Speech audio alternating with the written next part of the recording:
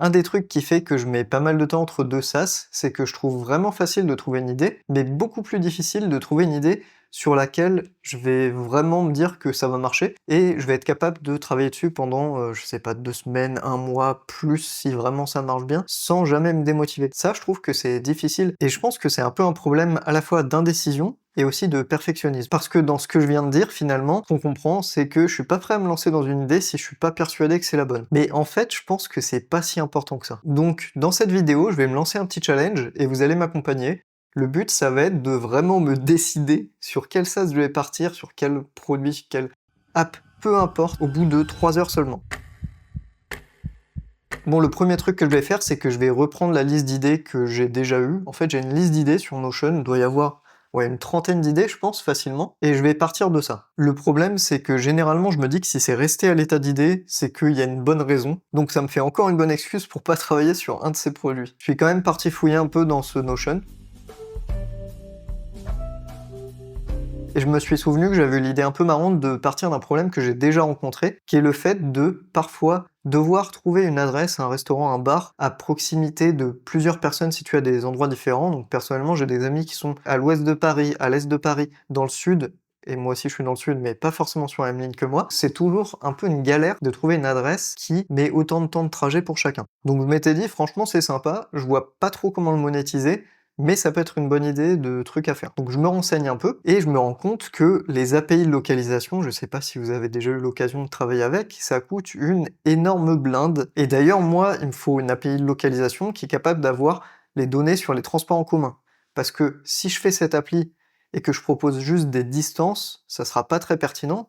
Parce que, je sais pas, 2 personnes peuvent être justement dans le sud de Paris, mais mettre en transport 50 minutes à se rejoindre. Tout ça parce qu'ils sont pas sur la même ligne. Bref, vous comprenez l'idée, il faut que j'ai la donnée sur les transports en commun, et du coup je me suis renseigné sur Maps, et ouais, ça coûte vraiment trop cher. Et puis en plus, juste avant, je vous disais que je savais pas comment monétiser ça, et je voyais pas quelqu'un être capable de payer pour une appli comme ça. En fait, je me dis, t'as ça à disposition, c'est gratuit, tu te dis, bah très bien, c'est trop pratique.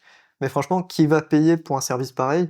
Personnellement, je paierais pas, j'irais chercher juste et puis c'est tout. Bon, du coup, ça fait que j'abandonne cette idée. Ah ouais, sinon, j'avais eu pas mal d'idées liées au monde du solopreneuriat ou du indie hacking, que j'ai mis pareil dans mon Notion. Donc notamment un espèce de répertoire de sites de SaaS comme Product Hunt, mais qui serait présenté sous forme de jeu, donc avec un truc un peu interactif. Enfin, tu te balades peut-être pour découvrir des SaaS, t'es dans un monde en 3D, enfin bref, des idées de fou, des trucs vraiment poussés assez loin, mine de rien. J'avais pensé à des trucs comme des starter packs d'indie hacker, qui seraient pareil des répertoires un peu poussés. Mais bref, j'avais plein d'idées liées au solopreneuriat, au monde du indie hacking. Et là, je suis en train de me dire qu'en fait, je vais juste les foutre à la benne. C'est des idées sur lesquelles je me serais rué il y a quelques mois, mais je crois que je suis vraiment lassé de créer des produits pour cette niche de indie hacking, de solopreneur, parce que de base, c'est pas vraiment pour ça que je voulais créer des produits. Et plus le temps passe, plus je vois vraiment ça comme une secte chelou, avec des gars qui se vendent des SaaS, des produits entre eux, genre, hey, mec, j'ai un truc pour toi, j'ai un petit data fast là, tiens.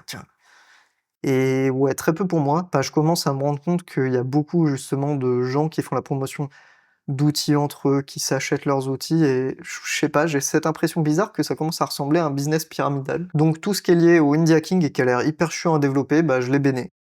D'ailleurs, si ça vous intéresse, je pense qu'il y aurait de quoi en faire une vidéo. Bon, du coup, tout ça, ça fait qu'il me reste plus beaucoup de temps pour trouver une bonne idée. Donc là, ça devient compliqué. Je perds pas espoir, je vais y arriver. Il y a quelques jours, je me suis fait une réflexion aussi, c'est que je me suis dit que quand je cherche des outils IA, j'aime bien, quand ils sont installables sur mon Mac, je peux directement utiliser un modèle que j'installe donc sur le Mac, et que je suis sûr en fait que j'ai pas de données qui transitionnent vers des API OpenAI ou des trucs comme ça. Et l'exemple que je prends, qui est assez naturel, c'est Super Whisper ou Voice Inc. Donc j'ai juste à parler à mon ordi et ça transcrit le texte et ça écrit à ma place, ce qui fait gagner un temps fou.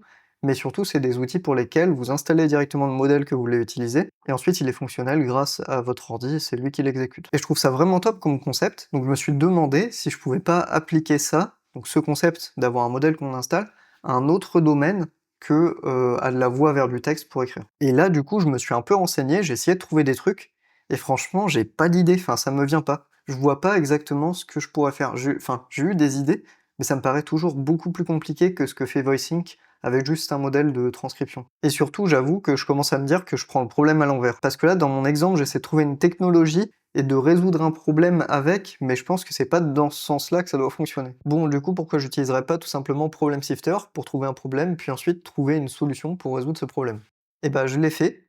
J'ai passé pas mal de temps sur Problem Shifter, sur Reddit, à voir un peu différents problèmes, et cetera. Mais en fait, tout ce que ça fait pour moi, c'est juste agrandir ma liste Notion où il y a plein d'idées d'apps, de produits, de trucs que je veux créer, mais il y en a aucun qui me convainc vraiment. Et en fait, je sais que c'est des trucs qui peuvent marcher, mais j'ai pas vraiment envie de bosser dessus, quoi. C'est ça le problème. Il y en a quand même une qui est sortie du lot et sur laquelle je vais bosser, mais c'est une idée qui me prend un temps de dev colossal et surtout c'est pas une idée avec laquelle je me vois payer mon loyer tous les mois. En fait, je pense que c'est pas un truc qui peut beaucoup me rapporter. Cette idée, vous l'avez déjà un peu vue dans la précédente vidéo et je ferai une vidéo plus complète où je la présente quand j'aurai vraiment fini de travailler dessus. Ça va prendre un peu de temps. Donc ça reste un projet sur lequel je veux travailler en fond, mais à côté, je veux quand même avoir un vrai truc impactant sur lequel je vais travailler dès maintenant. Ces derniers temps, j'ai beaucoup entendu parler du fait que ce qui marche vraiment pour avoir un SaaS qui fonctionne, un produit qui fonctionne, c'est de prendre un produit déjà existant, de l'améliorer ou de le proposer une niche différente. Normalement, on a un outil ou un marché qui a déjà fait ses preuves et on y propose une solution un peu différente qui est bien concurrencée. Ça peut juste aussi être changer de business model. Et si vous arrivez à y donner votre vision, ça peut suffire. Bon, c'est bien, mais comment on fait ça? Parce que comment je sais que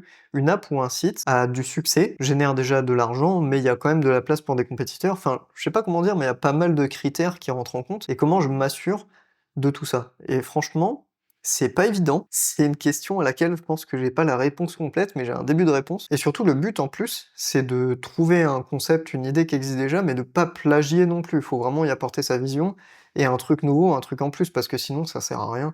On n'est pas là pour copier, pour plagier, c'est nul, ça sert à rien. Mais du coup, j'ai entendu parler d'un outil bien pratique pour découvrir des apps mobiles, et il donne même un peu une estimation de l'argent qui est généré avec ces apps. C'est Sensor Tower, et franchement, ça tombe bien que ça soit que pour du mobile, parce que franchement, j'ai très envie de m'essayer au mobile, j'en ai jamais fait, et je me dis que ça peut être assez sympa.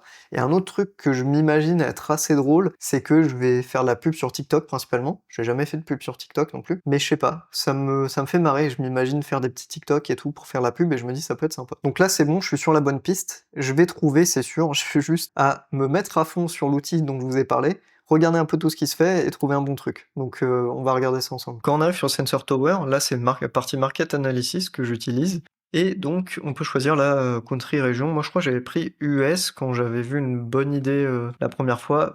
C'est possible qu'on parte sur celle-ci. On va quand même refouiller un petit peu ensemble parce qu'il me reste encore un peu de temps avant de me décider. Donc, dans la partie catégorie, je peux choisir une catégorie en particulier. Je crois que j'avais un peu regardé Overall au début, mais c'est pas le plus intéressant parce qu'il y a un peu de tout. Des jeux vidéo, déjà, on abandonne. Donc je crois que c'est pour ça que je m'étais vite dit, bon, il y a beaucoup de jeux vidéo, il y a ChatGPT, on va pas aller sur le même terrain qu'eux. Non. Donc ensuite, on a parti art et design, et là, je m'étais dit, il y a quand même des trucs sympas à faire. Tattoo AI, marrant. C'est ça, c'est génération de tatou par IA, donc c'est pas très étonnant. Et là, vous voyez, en fait, on a le revenu qui est écrit 100K par mois. Donc, il paraît que les prédictions sont pas toutes hyper justes, ça peut varier de 50%. Mais bon, le mec qui a fait ça, je pense qu'il doit être déjà content de se faire 50K tous les mois. Et vous allez voir qu'il y a même souvent des applis qui se ressemblent beaucoup, qui reviennent. Donc déjà, tous les trucs par IA, bah pour l'art, effectivement, il y en a beaucoup. Là, je crois déjà, vidéo générateur par IA, ça fait 2 fois qu'on en voit un. Là, j'avoue, il y a rien qui me fait trop rêver. C'est quoi ça? Invitation. Des fois, il y a des trucs, c'est hyper étonnant, on se rend pas compte que ça puisse faire de l'argent. Mais genre ça, c'est fou. Enfin, je sais pas, moi ça m'étonne un peu. Ah, il y a vraiment des trucs à la con, quoi. Water eject, pure cleaner. Désolé, hein, mais bah je trouve ça un peu bête, quoi. Je trouve ça fou que ça fasse de l'argent, un truc pareil, en fait. Tu sais, tu vois ça, tu te dis, mais bah, il y a 10 personnes sur Terre qui l'utilisent, mais non, en fait, il y en a 200 000. InKAI, encore un truc de tatouage, de génération tatouage. Bref, là, il y en a 40 000. Je vais quand même vous montrer direct, moi, ce que j'avais vu, et ce sur quoi je pense partir. Et après, on va aller fouiller, on a encore un peu de temps, donc on va aller en fouiller quelques-uns en plus. C'était dans Food and Drink, voilà. C'est une app qui permet de gérer ses recettes et d'avoir un peu un livre de recettes sur son téléphone.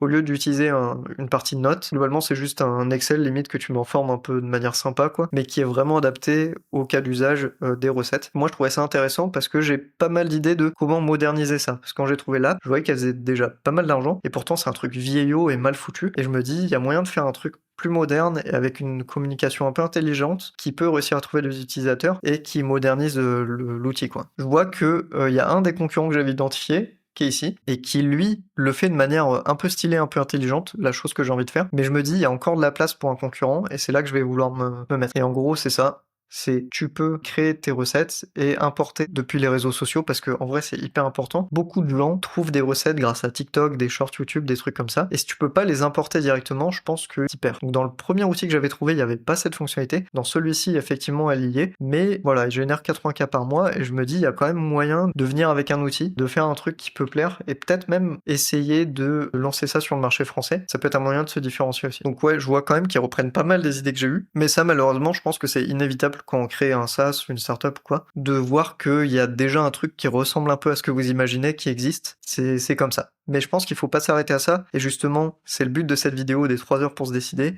Faut que je me dise, ça reste une bonne idée de faire un truc un peu comme Pepper, même si en théorie ça existe déjà. Là, on est quand même sur un truc plus moderne que l'autre app dont je vous parlais tout à l'heure. Mais je pense quand même que voilà, je peux tirer mon épingle du jeu, donc j'ai un peu envie de tenter. Je vais regarder ce qu'il y a d'autre cependant.